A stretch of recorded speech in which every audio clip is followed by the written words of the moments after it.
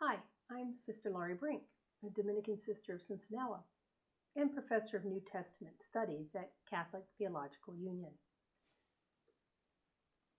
As a kid, I never really understood Advent. I sort of thought of it as the warm-up band to the rock star that was Christmas. Sure, Advent signaled something was different. The vestments in church changed. But the readings were much darker. End of time stuff. Only maturity and theological education helped me recognize that Advent is a rock star all its own.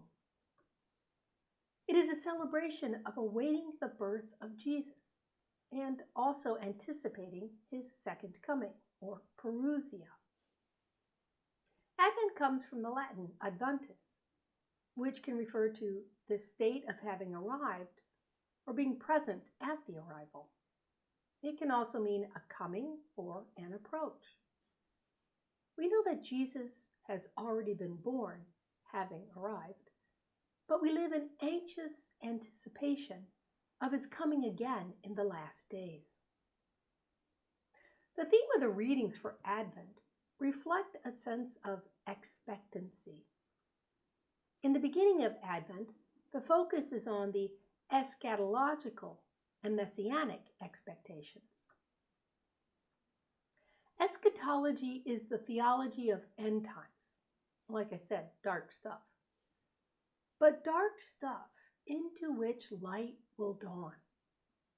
The tenets of eschatological thinking held that God would send a Messiah who would initiate a new period in human history.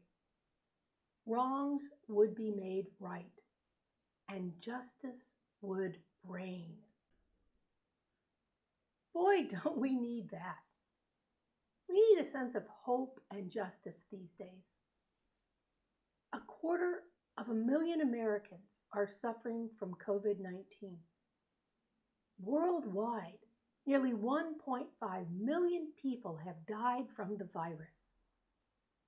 Politically, in the U.S., we are emerging from a tense presidential election, where many are thrilled with the results and others very disappointed.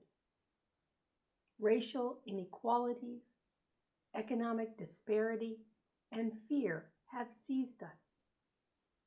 And Mother Nature has continually reminded us that our assault on the climate has disastrous effects, locally and globally. Indeed, we need right and justice to reign.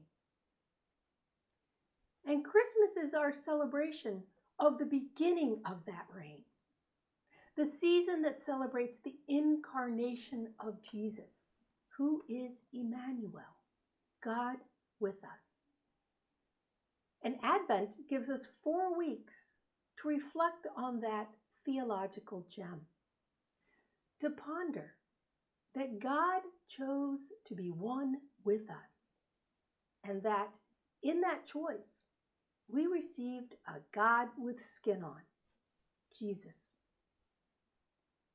Given these unprecedented days, I propose that Advent can also serve as an opportunity for us to reflect on the human person of Jesus, on his life in ministry, on his motivation, and finally, on how he managed to stay in the struggle. But in so doing, we might also more fully recognize that our lives are not so different. Jesus is indeed one with us, and we, as children of God, are one with him. Let's begin with a reading from the letter to the Hebrews. A Sabbath rest still remains for the people of God. And whoever enters into God's rest rests from their own works as God did from his. Therefore, let us strive to enter into that rest, so that no one may fall after the example of disobedience. Indeed, the Word of God is living and effective, sharper than any two-edged sword, penetrating between soul and spirit, joints and marrow, and able to discern reflections and thoughts of the heart. No creature is concealed from him, but everything is naked and exposed to the eyes of him to whom we must render an account. Therefore, since we have a great high priest who has passed through the heavens, Jesus, the Son of God, let us hold fast to our confession. For we do not have a high priest who is unable to sympathize with our weaknesses, but one who has similarly been tested in every way, yet without sin. So let us confidently approach the throne of grace to receive mercy and to find grace for timely help. Hebrews chapter 4, verses 9 to 16.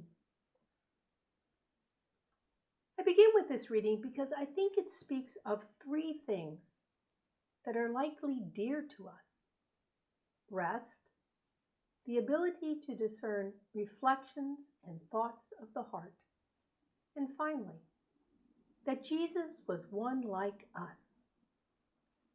Our theme for this Advent is the human person of Jesus, and the human person that is us. After all, isn't that what we're celebrating with Christmas? God is with us. The incarnation of Jesus means that though he is the Son of God, Jesus is one like us, having experienced a full range of emotions, struggles, successes, and failures.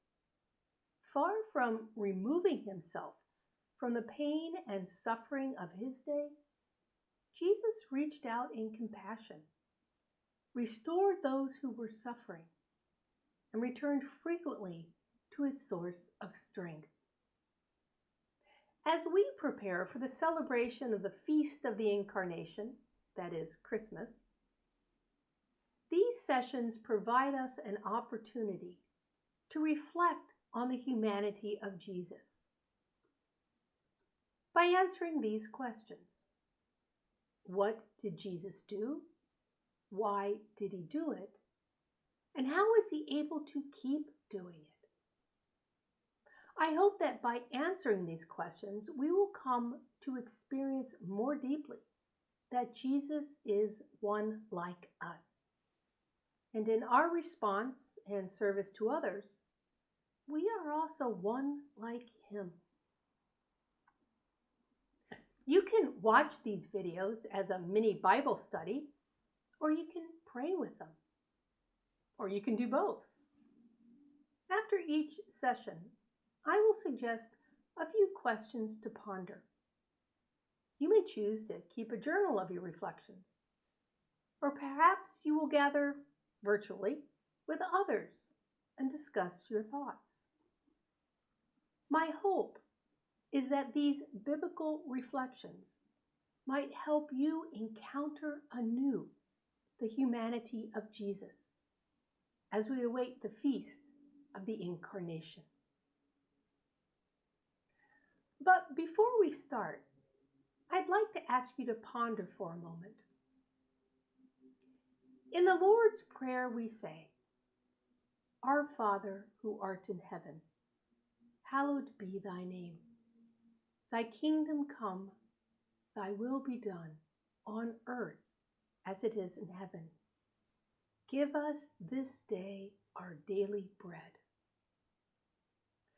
We are invited to pray for our daily bread, the stuff we need to be nourished for the day, the bread of hope, the bread of patience, the bread of healing.